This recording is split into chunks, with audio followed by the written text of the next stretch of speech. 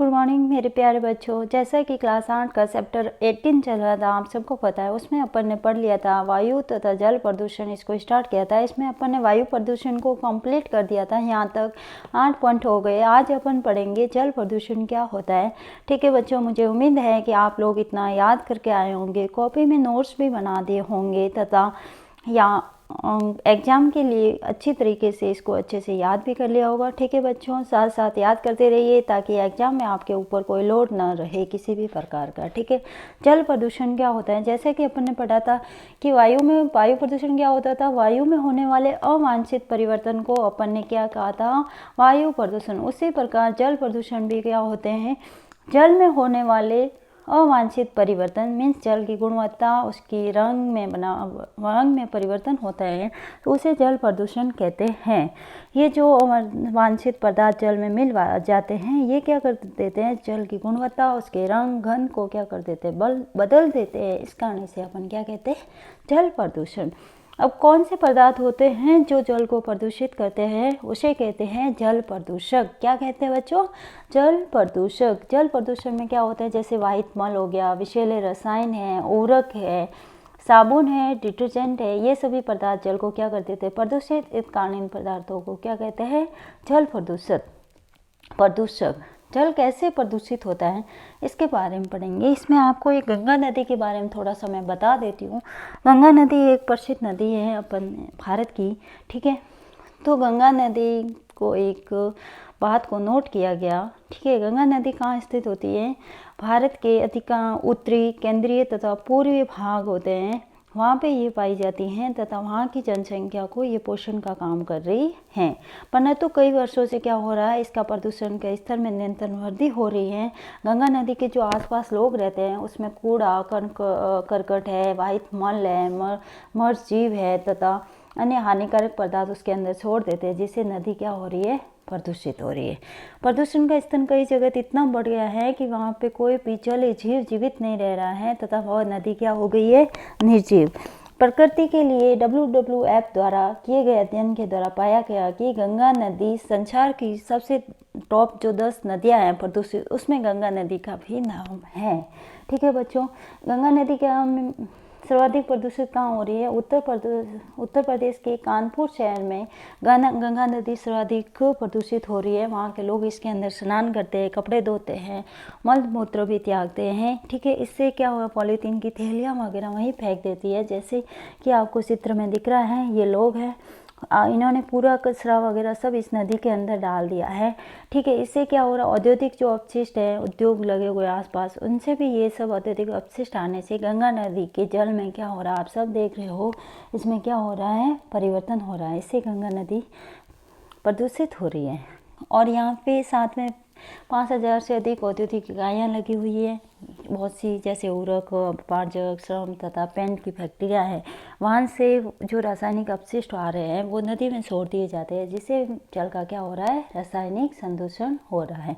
इन रसायनों में arsenic, fluoride, lead होते हैं, जिससे क्या हो रहा है? वो जल को प्रदूषित कर रहे हैं। 1985 में नदी को बचाने के लिए एक महत्वाकांक्षी परियोजना चलाई गवर्नमेंट ने, जिसका नाम है गंगा कार्य परियोजना।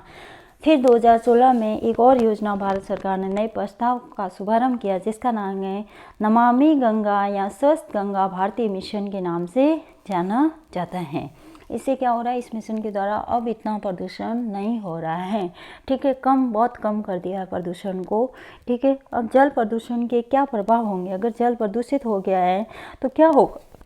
जो भी तेल परिष्करणशाला है, कागज उद्योग फैक्ट्रियां हैं, वस्त्र है, चीनी मिल है, उनसे जो रसायन निष्कासित होते हैं वो जल के द्वारा क्या करते हैं? कृषि भूमि को और वहाँ पाए जाने वाले पेड़ पौधों, जंतुओं सभी को क्या कर देते हैं? प्रदूषित मीन अविषाक्त कर देते हैं। भूमि को भी, पेड़ पौधों के लिए भी वो जहरीले होते हैं। ठीक है, इससे क्या होगा? जीव जंतु वगैरह वहाँ नष्ट हो जाएंगे। खरपतवारनाशी और कीटनाशी होते हैं, अपन उपयोग करते हैं इनको खरपतवार को हटाने के लिए, कीटनाशियों को रोकने के लिए, फसल की वृद्धि के लिए। तो ये क्या करते हैं? जल में घुलकर खेतों से कहाँ चले जाते हैं? जलाशयों तक पहुँच जाते हैं और भूमि में के अंदर घुल जाते हैं और भौम जल स्तर को क्या करते हैं, प्रदूषित। अशुद्ध जल होता है वो मृदा की अम्लता बढ़ा देता है। मृदा की अम्लता बढ़ जाएगी तो वहाँ पे जो सूक्ष्म जीव, लाभदायक सूक्ष्म जीव होते हैं, उनकी क्या हो जाएगी, वृद्धि रुक जाएगी। जो वाहित मल है, वाहित मल द्वारा अगर जल प्रदूषित हो गया है, उसमें बहुत सारे जीवाणु, वायरस, कवक होंगे, परजीवी हो सकते हैं। ये क्या करते हैं, ये सब जीव, सूक्ष्म जीव मनुष्यों में बहुत सारे रोग उत्पन्न करते हैं, जैसे कि अपने चैप्टर 2 में पढ़ा था, जैसे जल से होने वाले रोग है, हैजा, टाइफाइड, पीलिया, श्रम रोग उत्पन्न करते हैं। उर्वरक होते हैं, अपन उनको डालते हैं फसल में, तो उसमें क्या होता है, नाइट्रेट तथा फॉस्फेट होता है। ये नाइट्रेट तथा फॉस्फेट क्या करते हैं, जो शैवाल होते हैं, पानी के अंदर वृद्धि करते हैं, उनकी वृद्धि को बढ़ाते हैं, उनके लिए ये पोषक का काम करते हैं, नाइट्रेट तथा फॉस्फेट। जिससे क्या होगा, जल के अंदर अगर शैवाल की ज़्यादा वृद्धि हो गई है तो एक पूरी लेयर बन जाती है जल के ऊपर, जिसे कहते हैं शैवाल ब्लूम।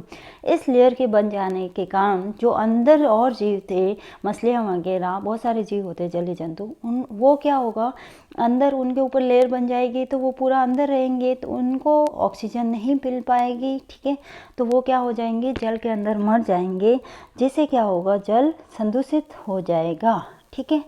विद्युत संयंत्र जैसे उद्योगों से आने वाला गर्म जल भी प्रदूषक की भांति कार्य करता है। इस गर्म जल को सीधा जलाशयों में छोड़ दिया जाता है, तो जलाशय में पाए जाने वाले पेड़ पौधे तथा जंतु इतने गर्म जल के लिए अनुकूल नहीं होते हैं, तो वो भी मर जाते हैं, ठीक है। अब बच्चों, पेयजल क्या होता है, किसे अपन कहेंगे, पेयजल। नाम से पता रहा है, पीने के लिए योग्य जल को अपन क्या कहते हैं, पेयजल। पेयजल दिखने में स्वस्थ प्रतीत होता है, परंतु वो शुद्ध नहीं होता है, इसलिए अपन को क्या करना चाहिए, बहुत सारे सूक्ष्म जीव होते हैं, अपन को उबाल कर जल को पीना चाहिए हमेशा, ठीक है। अब जल को कैसे शुद्ध कर सकते हैं, पहला मैंने बता दिया, आप उबाल के पियो उसको। अपन घरेलू फिल्टर लगाते हैं, जैसे कॉटन का कपड़ा, या फिर उसको छलनी के द्वारा सान के पीना चाहिए। दूसरा अपन रासायनिक विधि है, जिसमें अपन क्या कहते हैं, विरंजक, सोन, मिस, क्लोरीन की गोलियां डाल देते हैं, जिससे जल शुद्ध हो जाता है। आपने देखा होगा, अपन टाँकों के अंदर फिटकरी को भी डाल देते हैं, जिससे भी क्या होता है, जल शुद्ध हो जाता है। और जो जल उपचार संयंत्र हैं, उसमें भौतिक एवं रासायनिक प्रक्रियाओं द्वारा जलाशयों में गिरने से पहले उसको शुद्ध करना चाहिए जल को, ठीक है। जल उपचार संयंत्र उद्योगों के आसपास लगा देना चाहिए। इसमें जल उपचार संयंत्र में क्या होता है, जल शुद्ध होके ही वापस आगे जलाशयों में जाएगा, जिससे जलाशयों का जो पेड़ पौधे वगैरह, जंतु वगैरह जो उसमें हैं, उनको कोई नुकसान नहीं पहुंच सके। अब जल प्रदूषण कम से कम हो, उसके लिए अपन क्या करेंगे, तो सभी औद्योगिक क्षेत्रों में जल उपचार संयंत्र स्थापित कर देंगे। और जो गवर्नमेंट ने नियम बनाए हैं औद्योगिक इकाइयों के लिए, उनको अपन सख्ती से पालन करना चाहिए उनका। जो धुलाई में तथा अन्य घरेलू कार्यों के लिए उपयोग हुआ है जल, उसको अपन वापस यूज़ कर सकते हैं, जिससे जल की कमी ना हो। जैसे सब्जियों को धोने के लिए आपने पानी इस्तेमाल किया है, तो उसको पेड़ पौधों को पिला सकते हो। अपन ब्रश करते हैं, बहुत से लोगों की आदत होती है, जब तक ब्रश करेंगे तब तक पानी के नल को होता है उसको खुला ही छोड़ देते हैं। इससे क्या होगा, पानी वेस्ट ज़्यादा होगा, इसलिए अपन को ब्रश करते समय उसको खुला नहीं छोड़ना है, जिससे जल की कमी ना हो, सब जगह जल पर्याप्त मात्रा में मिल सके। बहुत सी जगह ऐसी है वहाँ लोगों को पानी तक नहीं मिल रहा है पीने के लिए। जल की अब बचत कैसे कर सकते हैं, इसका 5R सिद्धांत है। जैसे अपन ने प्लास्टिक वाले चैप्टर में पढ़ा था कि प्लास्टिक के कैसे प्रदूषण को कम करें, इसके लिए अपन ने 5R सिद्धांत पढ़ा था। सेम इसी तरह वही है कि जल की बचत कैसे करें, तो कम उपयोग करो, ठीक है, कम उपयोग। अपन इंग्लिश में इसको याद करें तो अपन को अच्छे से याद रहेगा। ये पहला रहेगा रिड्यूस, मीन्स कम यूज़ करो, ठीक है, रिड्यूस, फिर रीयूज, पुनः उपयोग करो, फिर रिसाइकिल, फिर रिकवर, वापस पुनः प्राप्त करना, फिर रिफ्यूज, उपयोग कम करना, मीन्स उपयोग न करना, कम से कम उपयोग करना, जब जरूरत हो तभी करें उपयोग इसका, ठीक है बच्चों। ये हो गया जल का 5R सिद्धांत। इसी तरह आपका ये चैप्टर कंप्लीट हुआ इसके साथ, ठीक है बच्चों। इसको अच्छे से नोट्स बनाना, पढ़ना और लर्न करना, ठीक है, ताकि आपके एग्जाम में अच्छे मार्क्स आ सके। ओके बच्चों, थैंक यू, बाय बाय।